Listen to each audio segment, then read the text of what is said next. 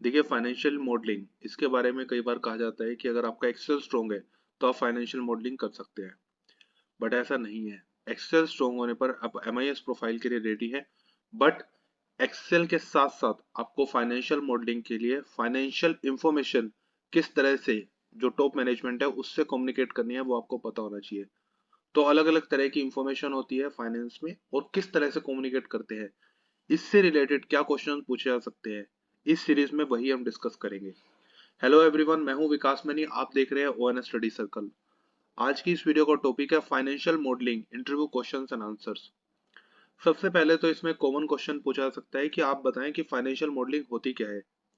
Sensitivity analysis क्या होता है, बीपीपी रेशो एमओएस क्या इसका कॉन्सेप्ट है। कैपिटल की बात करें तो इसकी कॉस्ट या इसकी बजटिंग कैसे की जाती है, और एग्जम्पशंस जो है वो फाइनेंशियल मॉडलिंग में किस तरह से वर्क करते हैं। इसके साथ ही मैं आपको सजेस्ट करना चाहूंगा, कुछ वीडियोस हैं जो ऑलरेडी हम बना चुके हैं, उसको अगर आप देखेंगे तो फाइनेंशियल मॉडलिंग के इंटरव्यू में आपको बहुत ज्यादा हेल्प होगी, जैसे रेशियो एनालिसिस, कॉस्ट अकाउंटिंग और valuation of shares. Let's start the video. सबसे पहले बात करते हैं कि अगर पूछा जाए कि फाइनेंशियल मॉडलिंग से आप क्या समझते हैं। देखिए फाइनेंशियल मॉडलिंग है क्या है, एक तरह का हम डैशबोर्ड, एक तरह का एक रिपोर्टिंग स्ट्रक्चर डेवलप करते हैं। जैसे फॉर एग्जांपल आपने सोर्स डाटा डाला, उससे क्या आउटपुट निकल के आता है, एज अ रिपोर्ट आप उससे कम्युनिकेट कर सकते हैं, जिससे मैनेजमेंट को हेल्प होती है डिसीजन लेने में। मैनेजमेंट किस तरह के डिसीजन ले सकती है, investment related decision.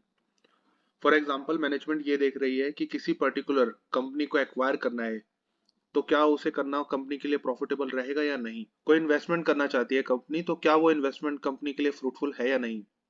Performance analysis decision, company किस तरह से परफॉर्म कर रही है, कौन से उसके प्रोडक्ट्स हैं जो अच्छा परफॉर्म कर रहे हैं, कौन से एलिमेंट्स है जिसको कंपनी को कंट्रोल करना चाहिए, जिससे कंपनी की ओवरऑल प्रॉफिटेबिलिटी एनहेंस हो। अनदर इसमें होता है cost benefit analysis.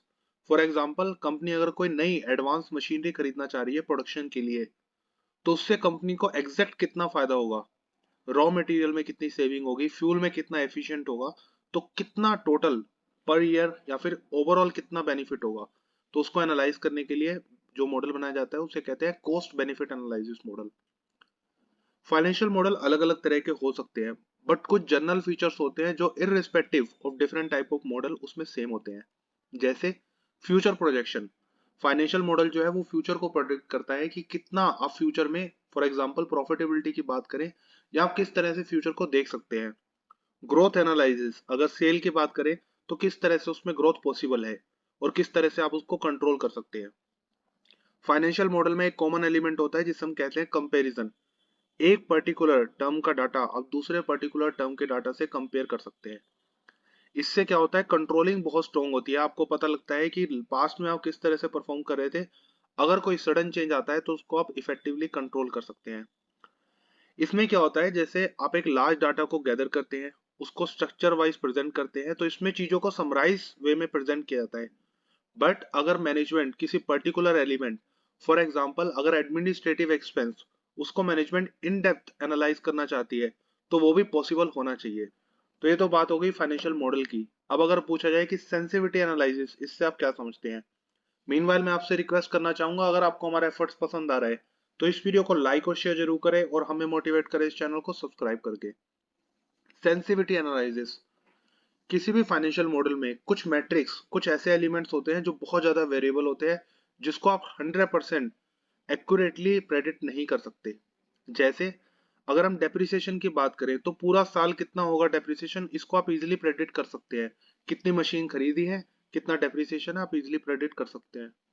But raw material की बात करें, क्या हो अगर raw material 35% to net sale हो, 40%, 45%, इसमें चेंज हो सकता है। रॉ मटेरियल के प्राइसेस फ्लक्चुएट कर सकते हैं। सेल आप 100% प्रेडिक्ट नहीं कर सकते, सेल में फ्लक्चुएशन हो सकती है। तो बेसिकली इसमें व्हाट इफ एनालिसिस किया जाता है। फॉर एग्जांपल, पहले एग्जांपल में अगर हम देखें कि अगर सेल 500 लैक्स होती है तो कंपनी कितना प्रॉफिट अर्न करेगी, 700 में कितना, 800 में कितना। सेकंड एग्जांपल में raw material percentage to net sale अगर 35% होगा तो कंपनी कितना प्रॉफिट अर्न करेगी, 40 और 45 पे कितना अर्न करेगी। थर्ड एग्जांपल में दो एलिमेंट्स एक साथ इसमें एनालाइज कर रहे हैं, जैसे नेट प्रॉफिट कितना होगा अगर यूनिट में ये वेरिएशंस होता है, जैसे 500, 700, 800, और प्राइस में वेरिएशन होता है, जैसे रॉ मटेरियल में 35% टू नेट सेल, 40%, 45%। तो बेसिकली एक तरह का ये टेबल प्रोवाइड करता है जिसमें बताता है कि सेल अगर आपकी वेरी कर रही है या फिर रॉ मटेरियल के प्राइसेस वेरी कर रहे हैं, कुछ भी एलिमेंट्स जो वेरी कर रहे हैं, तो अलग अलग वेरिएशन पे प्रॉफिट कितना कितना आप अर्न कर सकते हैं। तो जो सेंसिटिव इंफॉर्मेशन है जो बहुत ज्यादा फ्लक्चुएट होती है, तो उस फ्लक्चुएशन को कंसिडर करके अलग अलग प्रॉफिट के लेवल को बताता है सेंसिटिविटी एनालिसिस।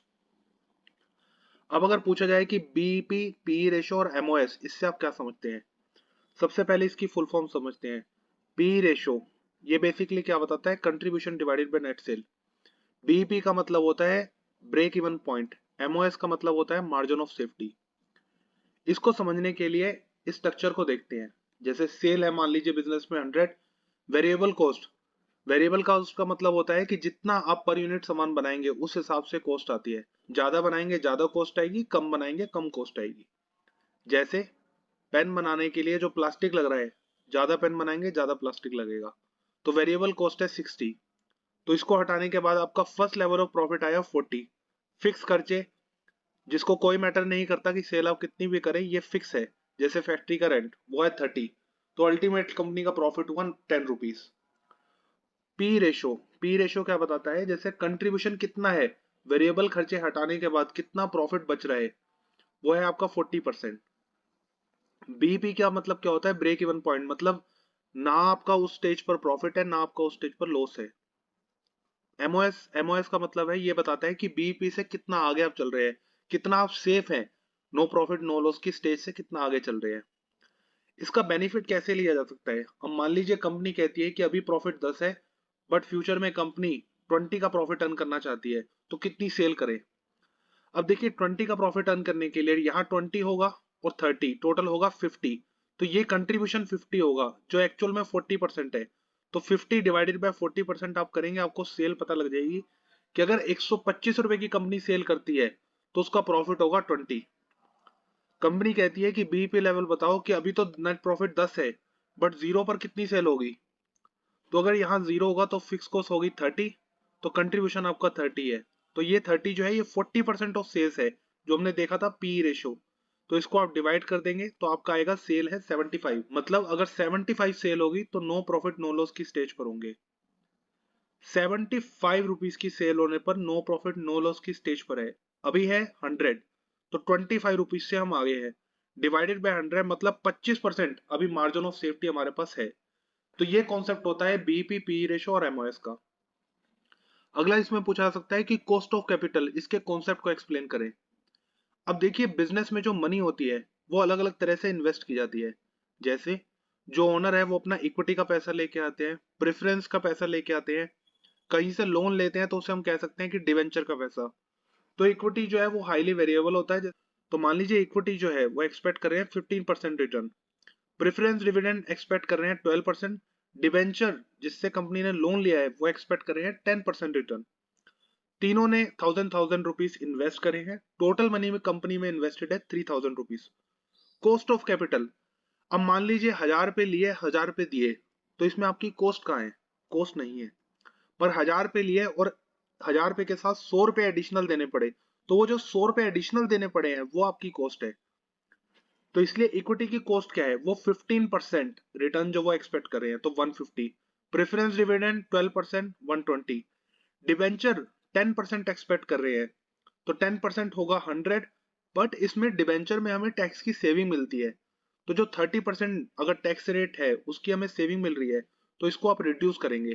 तो डिबेंचर की एक्चुअल कॉस्ट जो आएगी वो आएगी 70 रुपीज। तो टोटल कॉस्ट आई 340। अब इसको आप डिवाइड करें, 340 हमारी कॉस्ट है जो हमें देनी पड़ेगी, टोटल इन्वेस्टमेंट ली है 3000, तो कितना आपको रिटर्न देना पड़ेगा, कंपनी को कितना अर्न करना पड़ेगा? वो है 11.33%। तो ये बेसिक ओवरऑल कॉन्सेप्ट होता है कॉस्ट ऑफ कैपिटल का। अगला इसमें पूछा जा सकता है कि कैपिटल बजटिंग, इसका एक एग्जांपल दे। देखिए कैपिटल बजटिंग में दो तरह से वर्क करती है। एक होता है कि कंपनी अगर कोई मशीन खरीद रही है या फिर कंपनी कहीं और पैसा लगाना चाहती है, तो उसमें वो देखती है एनपीवी, आईआरआर, जिसको हम आने वाली वीडियो में डिस्कस करेंगे। अभी बात करते हैं एक सिंप्लीफाइड एग्जांपल की। जैसे मान लीजिए कंपनी कोई नई मशीनरी खरीद रही है प्रोडक्शन के लिए, तो सबसे पहले इसमें होगा इनिशियल कैश आउटफ्लो, क्योंकि कंपनी खरीद रही है तो उसके लिए उसको पैसे देने पड़ेंगे। तो बिजनेस से पैसे जाएंगे तो कैश का आउटफ्लो होगा। इसमें सबसे पहले cost of new machinery, purchase करने की कॉस्ट प्लस उसको इंस्टॉल करने की कॉस्ट, जहां उस मशीनरी को यूज करना है वहां उसको पुट टू यूज में लाने के जितने भी खर्चे हैं वो सारी उसकी कॉस्ट में ऐड होंगे। माइनस करेंगे पुरानी जो मशीनरी थी उसको बेचने से कितना अमाउंट रिकवर हो गया। इसमें ऐड करेंगे कैपिटल गेन, अगर कुछ होता है मशीनरी को बेचने से, जो पुरानी मशीनरी बेची उस पे अगर कोई कैपिटल गेन हो रहा है तो उसमें जो टैक्स लगा है उसको ऐड करेंगे। अगर टैक्स में सेविंग होती है ड्यू टू कैपिटल लॉस तो उसको आप लेस करेंगे। ये होता है इनिशियल कैश आउटफ्लो, मतलब जब कंपनी मशीन खरीद रही है तो उस टाइम पे एक्चुअल में कितने पैसे उसको देने पड़ेंगे, बिजनेस से कितने पैसे आउट होंगे। उसके बाद कंपनी में बेनिफिट्स होते हैं जिसमें उसकी सेविंग्स होती है, तो यहाँ होता है सब्सिक्वेंट कैश इनफ्लो, कि कितना वो जो पर्टिकुलर आप मशीनरी खरीद रहे हैं उससे कितना बेनिफिट होगा। जैसे हमने नई मशीनरी खरीदी प्रोडक्शन की जो एडवांस है, उससे रॉ मटेरियल में कितनी सेविंग होगी, लेबर कितना उससे इजीली काम कर पाएगी, लेबर में कितनी सेविंग होगी, फ्यूल में कितनी सेविंग होगी, उसमें से लेस करेंगे। जो मशीन का डेप्रिसिएशन है वो एक्चुअल में कंपनी को कॉस्ट पड़ रही है, बट जो पुरानी मशीन का डेप्रिसिएशन था उसको ऐड बैक करेंगे, क्योंकि पुरानी मशीन का जो डेप्रिसिएशन था वो अब नहीं देना पड़ेगा तो उसको ऐड बैक करेंगे और लेस करेंगे नई मशीनरी का डेप्रिसिएशन। टर्मिनल कैश इनफ्लो, इसका मतलब है कि जो भी ये मशीनरी आप इसकी एस्टिमेटेड जो यूजफुल लाइफ है उसको कंज्यूम कर लेंगे, उसके बाद उसको बेचने पे कितना आपको इसमें मिलेगा, कितना आपको टोटल अमाउंट आप रिकवर कर पाएंगे, जिसे हम कहते हैं स्क्रैप वैल्यू, प्लस इसमें टैक्स का इम्पैक्ट। तो इस तरह से कैपिटल बजटिंग का जो कॉन्सेप्ट है वो वर्क करता है। अनदर इसमें पूछा जा सकता है कि एजम्पशंस जो है वो फाइनेंशियल मॉडलिंग में किस तरह से वर्क करते हैं। देखिए कुछ फैक्टर जो है जो एज्यूम किए जाते हैं, जो आप 100% प्रेडिक्ट नहीं कर सकते, उसके लिए आपको एज्यूम करना पड़ता है फाइनेंशियल मॉडल बनाने के लिए। जैसे अगर हम वेरिएबल एक्सपेंसेस की बात करें, रॉ मटेरियल, फ्यूल, इसके प्राइस जो है बहुत ज्यादा फ्लक्चुएट होते हैं, तो आप इसमें जस्टिफाई करेंगे कि आपने किस तरह से रॉ मटेरियल का प्राइस कंसिडर किया है, लास्ट मंथ लास्ट क्वार्टर का प्राइस लिया है, उसमें कितना आपने इन्फ्लेशन एज्यूम किया है। फ्यूचर कॉस्ट जो आप ले रहे हैं, कि फॉर एग्जांपल 6 महीने का फ्यूचर प्रेडिक्ट कर रहे हैं, उसमें कॉस्ट जो है किस बेसिस पे ली है, लास्ट मंथ की ली है, लास्ट क्वार्टर की ली है, परसेंटेज कितना आप उसमें इंक्रीज कर रहे हैं, कौन सी ऐसी कॉस्ट है जो प्रोडक्शन से डायरेक्ट लिंक है, कौन सी ऐसी कॉस्ट है जो सेल्स से लिंक है, जो भी रिजेक्शंस या डिस्काउंट कंसिडर कर रहे हैं, परसेंटेज टू नेट सेल वो किस तरह से आपने कंसिडर किया है, लास्ट मंथ का लिया है, लास्ट क्वार्टर का लिया है, या जो बजट में प्लान किया था उसके हिसाब से लिया है। अगर मैनेजमेंट ने कोई स्पेशल डिसीजन लिया है, जैसे प्रोडक्शन मेथड चेंज कर रही है या फिर एक प्रोडक्ट को एक फैक्ट्री से हटा के दूसरी फैक्ट्री में शिफ्ट कर रही है, तो उसका एक्चुअल में कितना इंपैक्ट आ रहा है उसको आप कम्युनिकेट करेंगे। पास्ट ट्रेंड से अगर कोई कॉस्ट एग्जैक्ट ले रहे हैं और उसमें थोड़ा सा परसेंटेज आप कंटीजेंसी का ऐड कर रहे हैं, कि फॉर एग्जांपल पास्ट ट्रेंड से आपने कॉस्ट लिए 100, बट फ्यूचर में आप एक प्रूडेंस के कॉन्सेप्ट से कि मान के चल रहे हैं कि 5% कॉस्ट बढ़ सकती है, तो आप 105 कॉस्ट ले रहे हैं, तो कितनी कंटीजेंसी लिए, ये सारी चीजें आप एजम्पशन में कंसिडर करते हैं फाइनेंशियल मॉडल में। तो आज की इस वीडियो में हमने फाइनेंशियल मॉडल से रिलेटेड कुछ इंपॉर्टेंट क्वेश्चंस को देखा और उसे डिस्कस किया। I hope you like this video, thanks for watching.